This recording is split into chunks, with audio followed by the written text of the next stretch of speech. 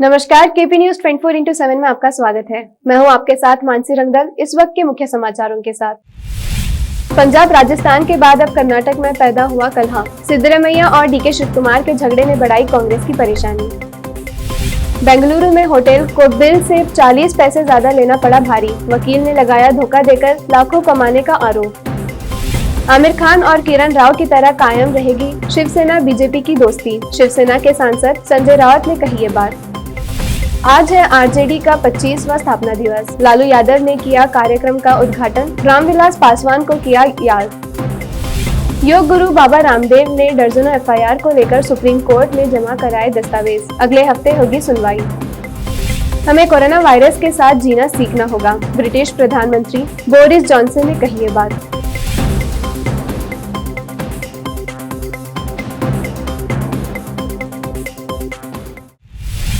अब समाचार विस्तार से। कांग्रेस की मुश्किलें खत्म होने का नाम नहीं ले रही। दिल्ली में कुछ पुराने दिग्गजों ने पिछले कुछ समय से गांधी परिवार के खिलाफ मोर्चा खोल रखा है, तो दूसरी तरफ राजस्थान और पंजाब में नेताओं की आपसी लड़ाई ने पार्टी को कमजोर कर दिया है। और अब उधर कर्नाटक में भी पार्टी के दो दिग्गज नेता आमने सामने आ गए हैं। ये है पूर्व मुख्यमंत्री सिद्धरमैया और राज्य में पार्टी के मौजूदा अध्यक्ष डीके शिव कुमार। कर्नाटक में साल 2023 में विधानसभा के चुनाव होने हैं। ऐसे में पार्टी की तरफ से मुख्यमंत्री का उम्मीदवार कौन होगा, इसको लेकर सिद्धरमैया और शिव कुमार के बीच खींचातानी शुरू हो गई है। शनिवार को सिद्धरमैया ने कहा कि उनकी पार्टी में ऐसे नेताओं की वापसी नहीं होगी जो कांग्रेस को छोड़ बीजेपी में शामिल हो गए हैं, जबकि पिछले दिनों शिव कुमार ने ऐसे नेताओं के वापसी के संकेत दिए थे। पूर्व मुख्यमंत्री सिद्धरमैया ने संवाददाताओं से कहा कि बीजेपी में गए किसी भी नेता की वापसी नहीं होगी। उन्होंने कहा, मैं इस बारे में प्रदेश कांग्रेस अध्यक्ष डीके शिव कुमार से बात करूंगा। मैं अपनी बात पर कायम हूं। मैंने पहले भी विधानसभा में कहा था कि बीजेपी के लिए कांग्रेस छोड़ने वाले 14 लोगों को वापस नहीं लिया जाएगा, भले ही बाढ़ आ जाए या धरती गिर जाए।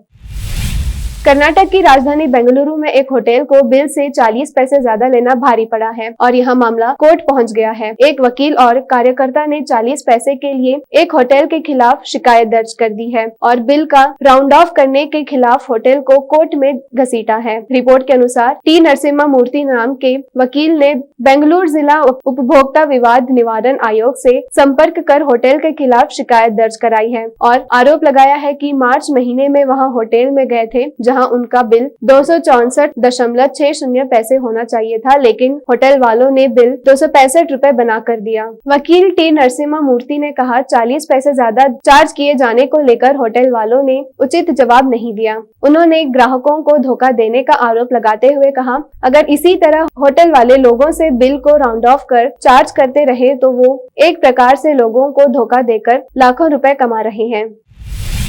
कर्नाटक सरकार ने अनलॉक 3 में सभी व्यवसायों को सुबह 6 बजे से रात 9 बजे तक राहत देते हुए अन्य दुकानों के साथ साथ विवाह हॉल को खोलने की अनुमति दी गई है। सरकार के आदेश के मुताबिक शादी में सिर्फ 100 लोगों को ही शामिल होने की इजाजत दी गई है। सरकार के इस ऐलान के साथ ही 5 जुलाई से वेडिंग हॉल में फिर से रौनक आने की उम्मीद है। बता दें कि कोरोना वायरस के चलते लॉकडाउन में एहतियात के तौर पर मैरिज हॉल भी बंद कर दिए गए थे। नतीजतन हजारों मैरिज हॉल से जुड़े हुए लोग बेरोजगार हो गए थे।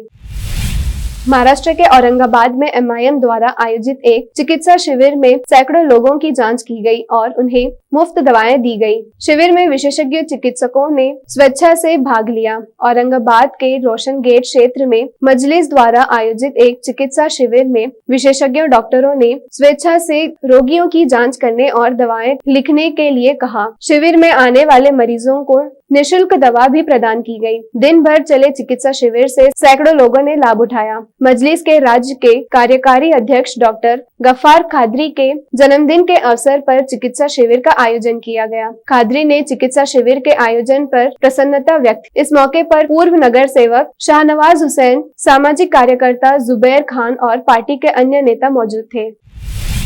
महाराष्ट्र की राजनीति को लेकर अटकलों का दौर लगातार जारी है। यहाँ नवंबर 2019 में उद्धव ठाकरे के सत्ता संभालते ही बीजेपी और शिवसेना के बीच अनबन शुरू हो गई, लेकिन अब पिछले कुछ दिनों से दोनों खेमों के सुर बदल गए हैं। मुलाकातों और बयानों की बयार के बीच फिर से दोस्ती के संकेत मिलने लगे हैं। इसी कड़ी में शिवसेना के सांसद संजय राउत ने कहा है कि बीजेपी से उनकी पार्टी के रिश्ते बॉलीवुड अभिनेता आमिर खान और किरण राव की तरह है। बता दें कि 2 दिन पहले ही इन दोनों का तलाक हुआ है, लेकिन तलाक के बावजूद इन दोनों ने भविष्य में अच्छे रिश्ते रखने के संकेत दिए हैं। संजय राउत के इस बयान से संकेत मिल रहे हैं कि शिवसेना और उनके पूर्व सहयोगी बीजेपी के बीच फिर से दोस्ती के हाथ बढ़ रहे हैं। राउत ने कहा, हम लोग भारत पाकिस्तान नहीं हैं। हमारे रिश्ते आमिर खान और किरण राव की तरह हैं। हमारे यानी शिवसेना और बीजेपी के राजनीतिक रास्ते अलग हैं, लेकिन हमारी दोस्ती कायम रहेगी। बता दें कि तलाक के ऐलान के अगले ही दिन आमिर और किरण ने एक साथ बयान दिया कि उन दोनों के बीच दोस्ती के रिश्ते कायम रहेंगे, साथ ही दोनों अपने फाउंडेशन के लिए एक साथ मिलकर काम करेंगे। मतभेद जरूर है, और मैंने भी तो बहुत दिनों से आपके साथ ये बोल रहा हूँ ना कि हम क्या भारत पाकिस्तान है, हिंदुस्तान पाकिस्तान नहीं है ना। ये मिलना जुलना होता है, बातचीत होती है, लेकिन अब हमारे रास्ते अलग हो गए हैं पॉलिटिकली। और फडणवीस साहब का भी यही कहना है, राजनीति में अगर रास्ते अलग होते हैं, आप देखो आमिर खान और किरण राव रास्ते अलग हो गए लेकिन दोस्त है, बोला ना वैसे है। ये रास्ते अलग है लेकिन दोस्ती कायम, दोस्ती रहेगी राजनीति में। इसका मतलब ये नहीं कि हम सरकार बनाने जा रहे हैं। आपका अगला सवाल का जवाब मैं पहले। राष्ट्रीय जनता दल अपना 25वां स्थापना दिवस मना रही है। इस मौके पर पार्टी सुप्रीमो लालू प्रसाद यादव ने वर्चुअल तरीके से कार्यक्रम का उद्घाटन किया और कार्यकर्ताओं को बधाई दी। इस दौरान उन्होंने रामविलास पासवान को भी याद किया।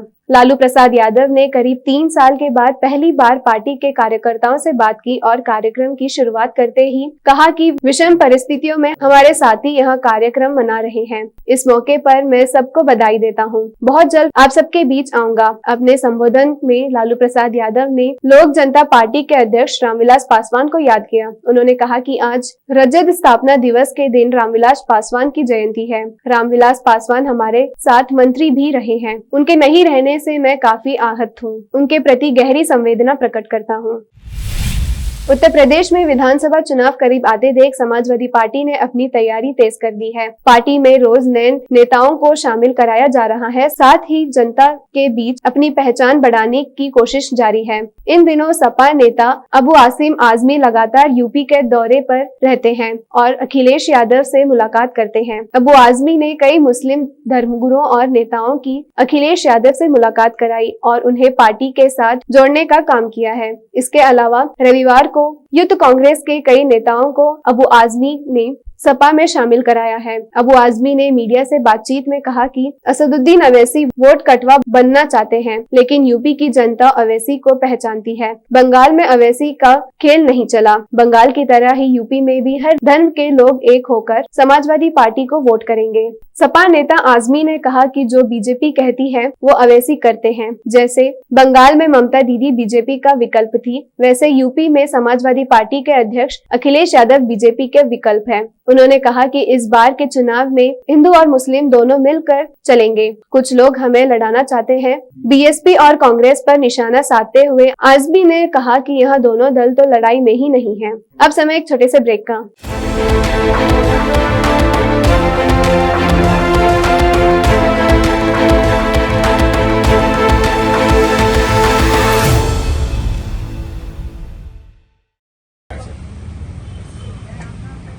हेलो, हाँ, अरे मेरी बातचीत हो गई यार वो खान साहब से। तुम बार बार फ़ोन करने का कोई मकसद ही नहीं है। छोड़ दो, तुमको पूरे सर्वर नंबर मालूम है। हाँ भाई, हमारे पास 6 से 6 है। सब पीसफुल है। मैं करता हूँ यार। अरे भाई, कौन सी न्यूज़ जेन्युइन है, कौन सी न्यूज़ फेक है, कौन सी न्यूज़ नई है, कौन सी न्यूज़ पुरानी है, समझ में नहीं आ रहा। एक पे बता रहा 30 जनों को मारे, एक पे बता रहा 15 जनों को मारे। क्या है सही है, क्या गलत है, समझ में नहीं आ रहा। 1000 कंधों में नहीं जाना। केपी न्यूज़ 24/7 हिंदी चैनल है। हाँ। सीधा उसके ऊपर डाउनलोड करो, उसके बाद देखो पल पल की खबर आपको मिल जाती। अब भी डाउनलोड कर लेता हूँ। पहले सब्सक्राइब करो यूट्यूब पे।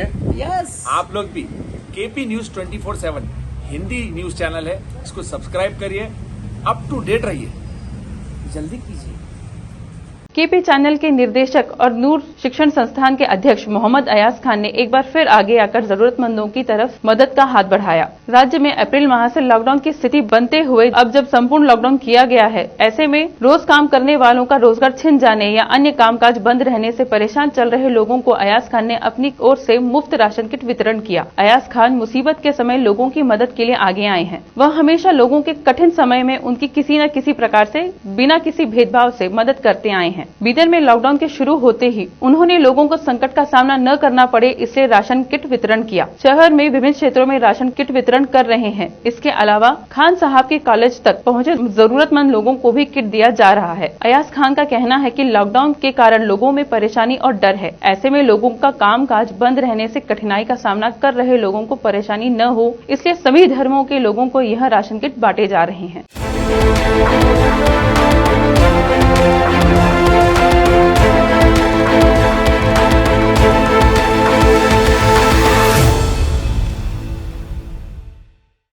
ब्रेक के बाद आप सभी का स्वागत है। देखते हैं आगे के समाचार।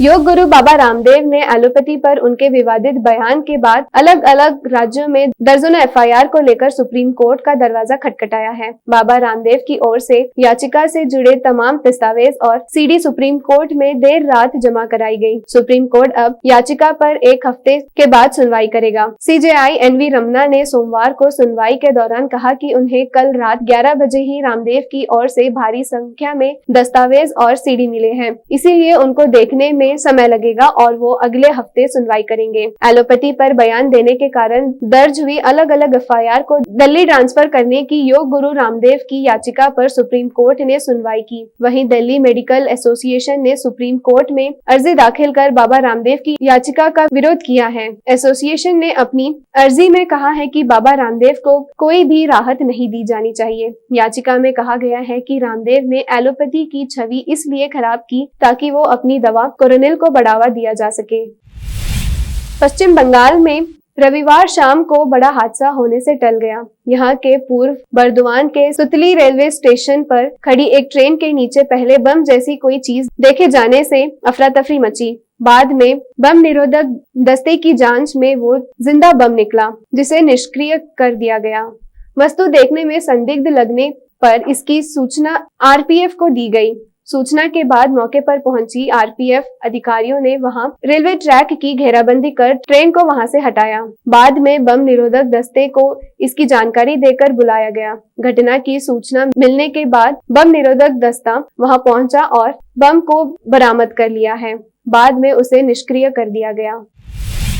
जम्मू कश्मीर की रियासी जिले के रहने वाले मोहन सिंह नाम के एक पुलिसकर्मी ने इंसानियत की एक नई मिसाल कायम की है। लोग मोहन सिंह के लोगों की मदद करने के जज्बे को सलाम कर रहे हैं। दरअसल मोहन सिंह ने एक बुजुर्ग व्यक्ति को अपनी पीठ पर बैठाकर बेहद मुश्किल पहाड़ियों पर चढ़कर टीकाकरण केंद्र तक पहुंचाया। बुजुर्ग व्यक्ति को टीकाकरण केंद्र तक ले जाते हुए उनका एक वीडियो सोशल मीडिया पर सामने आया है। वीडियो सामने आते ही लोग उनकी जमकर प्रशंसा कर रहे हैं और उनके जज्बे और हौसले को सलाम कर रहे हैं। केंद्रीय मंत्री डॉक्टर जितेंद्र सिंह ने पुलिस अधिकारी का शानदार वीडियो अपने ट्विटर हैंडल पर पोस्ट किया है। वीडियो में आप देख सकते हैं कि मोहन सिंह किस तरह पहाड़ियों के मुश्किल रास्ते पर बुजुर्ग आदमी को अपनी पीठ पर बैठाकर वैक्सीनेशन सेंटर ले जा रहे हैं। मंत्री ने वीडियो शेयर करते हुए कैप्शन लिखा, जिला रियासी के हमारे फ्रंटलाइन योद्धा एसपीओ मोहन सिंह पर हमें गर्व है, जिन्होंने 72 वर्षीय अब्दुल गनी को अपने कंधे पर उठाकर टीका लगवाने में मदद की। ब्रिटेन के प्रधानमंत्री बोरिस जॉनसन ने 19 जुलाई से देश में कोरोना वायरस संबंधी पाबंदियां खत्म करने की योजना पेश की है। हालांकि उन्होंने देश के नागरिकों को हिदायत देते हुए कहा कि हमें कोरोना वायरस के साथ रहना सीखना होगा। ब्रिटेन के प्रधानमंत्री बोरिस जॉनसन ने देश में 21 जून से सभी पाबंदियां खत्म करने का ऐलान किया था, लेकिन कोरोना केस खासकर डेल्टा वेरिएंट के मामले बढ़ने के बाद उन्हें यह फैसला वापस लेना पड़ा। ब्रिटेन में ज्यादातर नए मामले इसी वेरिएंट के मिल रहे हैं। इतिहास में 5 जुलाई का दिन कई ऐतिहासिक घटनाओं के साथ दर्ज है। इसमें सबसे महत्वपूर्ण घटना की बात करें तो इस दिन हमारे पड़ोसी देश पाकिस्तान में जनरल मोहम्मद जिया उल हक के नेतृत्व में पाकिस्तानी सेना ने जुल्फिकार अली भुट्टो सरकार का तख्ता पलट दिया और शासन अपने हाथ में ले लिया। दुनिया की सबसे बड़ी कंपनियों में शुमार ई कॉमर्स वेबसाइट अमेज़न की नींव 5 जुलाई के दिन ही पड़ी थी। अमेज़न के नाम से दुनिया भर में अपना व्यवसाय चलाने वाली कंपनी की स्थापना वॉशिंगटन में जेफ बेजोस ने 5 जुलाई 1994 को की थी। तुम मिले कुन फाया कुन जैसे सुपरहिट सॉन्ग देने वाले सिंगर जावेद अली का आज जन्मदिन है। वह हिंदी फिल्मों के अलावा तमिल, तेलुगु, मलयालम, कन्नड़ा, बंगाली, मराठी में भी गाना गा चुके हैं। उनके आवाज के लाखों दीवाने हैं। जावेद अली का जन्म साल 1982 में दिल्ली में हुआ था। उनके पिता उस्ताद हामिद एक बेहद मंजे हुए कव्वाली गायक है। जावेद अली के जन्मदिन पर जानते हैं उनके जीवन के कुछ अनसुने किस्से। साल 2000 में जावेद अली ने बॉलीवुड इंडस्ट्री में अपना पहला कदम रखा। गोविंदा की फिल्म बेटी नंबर 1 में पहली बार उन्होंने गाना गाया था। क्या आप जानते हैं जावेद अली नहीं बल्कि जावेद हुसैन थे। जावेद ने ऐसा क्यों किया, इसके पीछे एक खास वजह है। जावेद अली को आज देश दुनिया में काफी पहचान मिल चुकी है। जावेद अली का पहले नाम जावेद हुसैन था। जावेद ने अपने गुरु गुलाम अली को श्रद्धांजलि देते हुए अपना नाम जावेद अली कर लिया। जावेद अली अपने गुरु गुलाम अली की तरह गजल गायक बनना चाहते थे, लेकिन ये सपना उनका पूरा ना हो सका। ड्रामा क्वीन के नाम से मशहूर बॉलीवुड अभिनेत्री राखी सावंत का एक वीडियो सामने आया है, जिसमें वह आमिर खान के तलाक पर बयान देती हुई नजर आ रही है। इस वीडियो में राखी से जब फोटोग्राफर आमिर खान के तलाक पर उनका व्यू मांगते हैं तो राखी बड़ा ही मजेदार जवाब देती है। राखी वीडियो में कहती हुई देखी जा सकती है, मेरा क्या व्यू होगा यार डाइवोर्स पे, मैं तो सैड हूँ, किसी का डाइवोर्स होता है तो यार मेरा घर बस नहीं रहा और लोगों के डाइवोर्स हो रहे हैं, मेरे लिए कोई पति ढूंढ ले आओ। इसके बाद राखी कहती है कि कोई मेरा फिर से स्वयंवर कर दो। राखी के इस वीडियो को वुम्पला के ऑफिशियल पेज से शेयर किया गया है, जिस पर लोगों के अलग अलग कमेंट्स देखने को मिल रहे हैं। मेरा क्या व्यू हो गया यार डाइवोर्स पे, मैं तो सैड हूँ किसी का डाइवोर्स होता है तो। यार मेरा घर बस नहीं रहा और लोगों के डाइवोर्स हो रहे हैं, मेरे लिए कोई पति ढूंढ के लाओ। पक्का कल इधर ही लेके आता हूँ, रुको। ओए किसी को भी मत लेकर आ, बोल तो कल इधर ही लेकर आ। संडे अरे उनको लेके आता हूँ। हाँ मेरा कोई फिर से स्वयंवर कर दो यार। आखिर में फिर एक बार देखते हैं मुख्य समाचार। पंजाब राजस्थान के बाद अब कर्नाटक में पैदा हुआ कलह। सिद्धरमैया और डीके शिव कुमार के झगड़े ने बढ़ाई कांग्रेस की परेशानी। बेंगलुरु में होटल को बिल से 40 पैसे ज्यादा लेना पड़ा भारी। वकील ने लगाया धोखा देकर लाखों कमाने का आरोप। आमिर खान और किरण राव की तरह कायम रहेगी शिवसेना बीजेपी की दोस्ती। शिवसेना के सांसद संजय राउत ने कही ये बात। आज है आरजेडी का 25वां स्थापना दिवस। लालू यादव ने किया कार्यक्रम का उद्घाटन। रामविलास पासवान को किया याद। योग गुरु बाबा रामदेव ने दर्जनों एफआईआर को लेकर सुप्रीम कोर्ट में जमा कराए दस्तावेज। अगले हफ्ते होगी सुनवाई। हमें कोरोना वायरस के साथ जीना सीखना होगा। ब्रिटिश प्रधानमंत्री बोरिस जॉनसन ने कही ये बात।